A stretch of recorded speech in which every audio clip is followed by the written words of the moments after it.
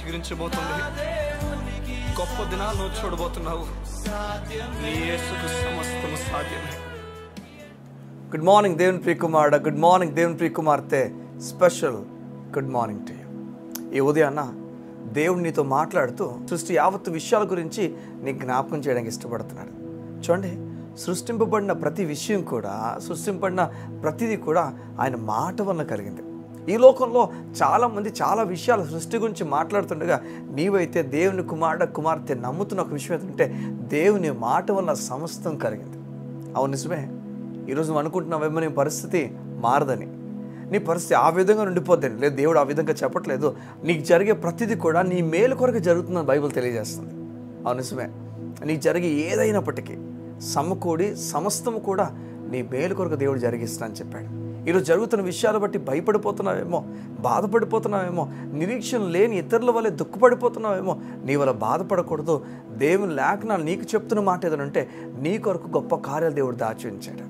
చూడండి, సృష్టి మనకేం తెలియజేస్తుందంటే ఆయన మాట సరిపోతుంది.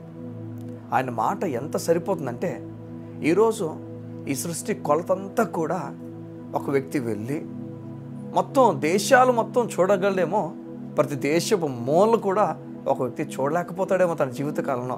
సంగం వినండి, ఇంత పెద్ద దేశాలను, ఇంత గొప్ప భూమిని చేసిన దేవుడు కేవలం మాట చేత కలుగు చేశాడు. నీకు అనిపిస్తున్నంత కూడా మాట వల్లే. సముద్రంలో ఎన్ని జీవులు ఉన్నాయో వాటన్నిటిని మానవుడు అన్నిటిని చూశాడు లేదో నాకు తెలియదు, కానీ అవన్నీ కూడా కొన్ని వేల లక్షలు ఉన్నాయి. అవన్నీ మాట వల్ల కలిగే.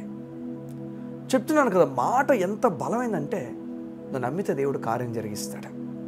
ఈ ఉదయం ఆ మాట వైపు నీ కళ్ళు వెళ్ళగలిగితే, ఆ మాట వైపుగా నువ్వు వెళ్ళగలిగితే ఆయన ఎంత కృపమయుడు నువ్వు గమనిస్తావు.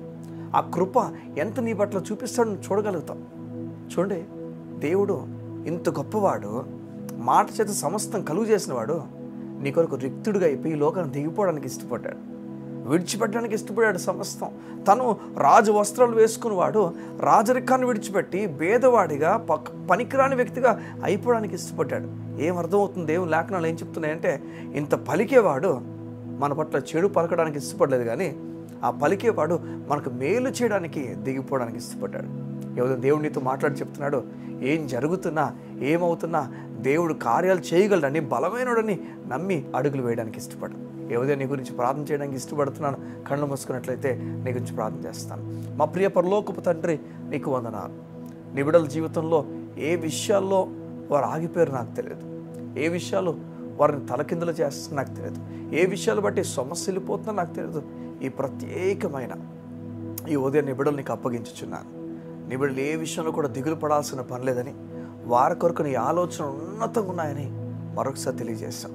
అయ్యా, నీ మాట శక్తి కలిగిన మాట. నువ్వు మాట్లాడుతుండగా అతను అంతా మారిపోతుందంతే. దేనికి భయపడాల్సిన పని లేదని, నీ మాట మీద ఆధారపడి ముందుకు వెళ్తే సరిపోతుందని మరలా జ్ఞాపకం చేసి బలమెచ్చుచున్న వాడా నీకు వందనాలు.